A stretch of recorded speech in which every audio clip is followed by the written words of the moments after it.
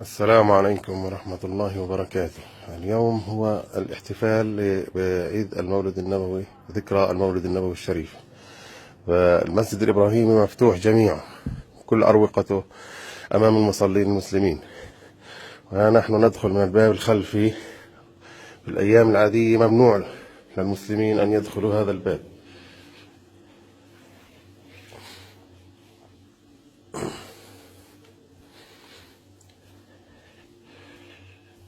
هذه غرفة الأذان، المؤذن يأتي يؤذن من هذه الغرفة، يأتي من منطقة الخاضعة للمصلين المسلمين، هذه تكون مغلقة أمام المسلمين. يدخل المؤذن من الباب هذا الأمام ويأتي ليؤذن هنا.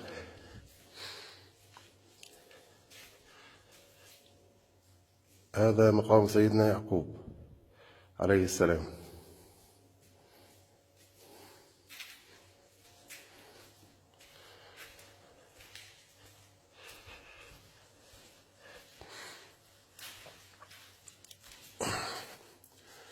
هذا مقام سيدنا يوسف عليه السلام.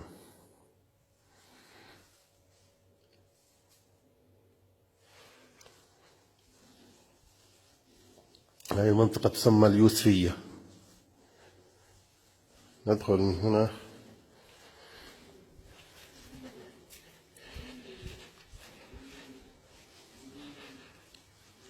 هذا المكان أيضا يكون مع الإسرائيليين في الأيام العادية. اليوم مفتوح جميعا أمام المسلمين.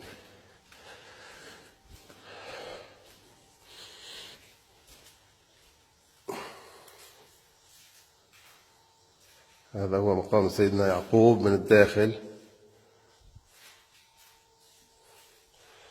وهذا مقام سيدتنا زوجة سيدنا يعقوب لائقة عليها السلام.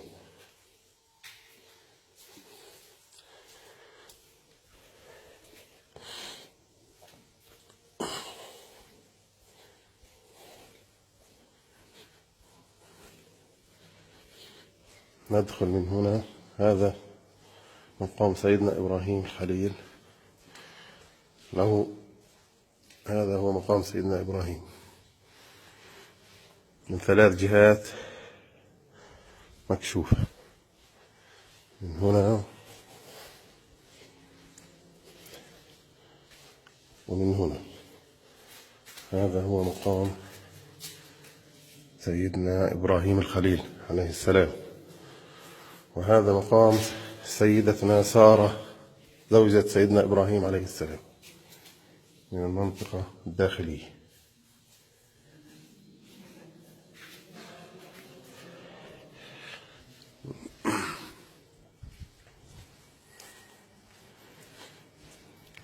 نحن الآن نتوجه إلى الساحة الإسحاقية التي يوجد فيها مقام سيدنا إسحاق وزوجته سيدتنا رفقة. هذا هو مقام سيدتنا سارة.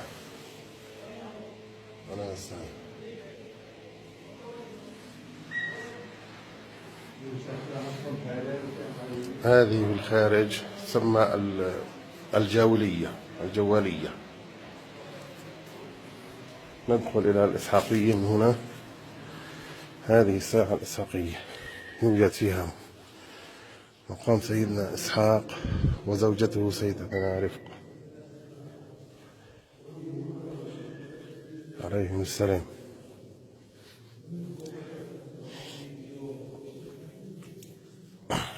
كل المسجد الإبراهيمي مفتوح أمام المصلين المسلمين. هذا هو الغار الشريف. هذا هو الغار الشريف. هذه الفتحة يوجد ضوء في الأسفل عند المغارة التي يوجد فيها قبور الأنبياء. تفتح من هنا ويوجد إضاءة داخلية.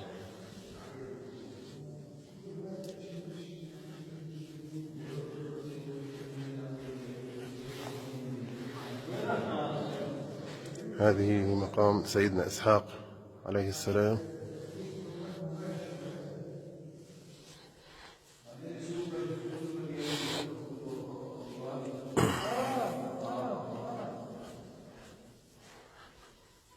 وهذا مقام سيدتنا رفقة عليها السلام.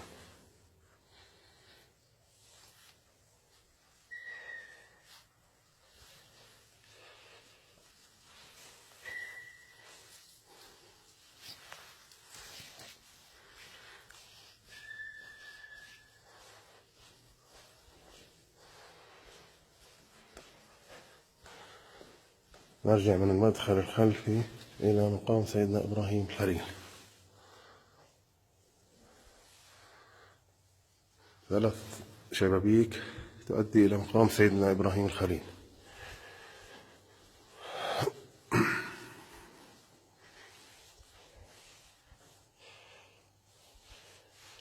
هذه منطقة التي دخلنا منها في الأول هي اليوسفية.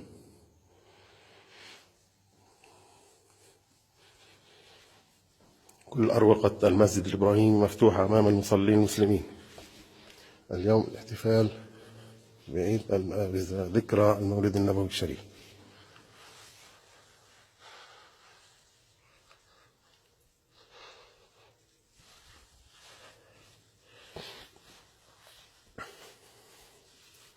هذا هو منبر سيدنا صلاح الدين الأيوبي الذي جلبه من مصر، ولا يوجد فيه مسمار واحد، كله خشب من الخشب، مركب طريقة فنية رائعة.